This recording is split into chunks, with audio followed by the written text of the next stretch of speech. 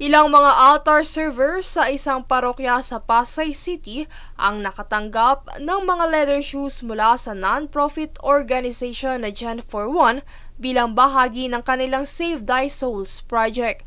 Layo ng naturang proyekto na makapagbahagi ng mga sapatos sa iba't ibang parokya sa Metro Manila na magagamit ng mga altar server sa kanilang pakikilahok sa mga aktibidad ng simbahan.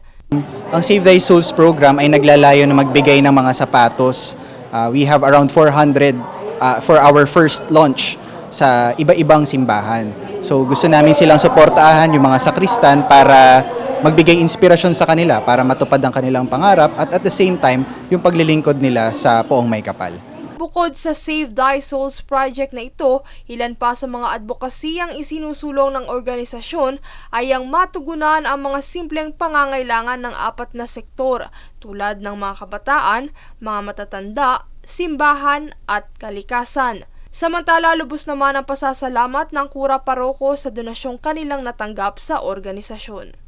Congratulations sa inyo, Gen for One, at kami natutuwa na kayo ay hindi lang nagbabahagi kundi ang inyong presensya ay nagbibigay ng pag-asa at katuwaan sa mga naglilingkod sa simbahan katulad-tulad ng ating mga altar service. Bukod kay Monsignor Garcia ay nagpaabot din ng pasasalamat ang Ministry ng Altar Servers sa mga sapatos na kanilang natanggap. Malaking tulong ito para sa amin kasi yung mga altar servers namin isa lang yung nagagamit nilang sapatos, tapos yun ay pinagtsatsagaan nila sa school sa pagsaserbat sa iba't ibang bagay. Bilang bagong tatag na organisasyon ngayong taon, ang proyektong pamamahagi ng sapatos ang una sa mga line-up projects na isinagawa ng Gen for One.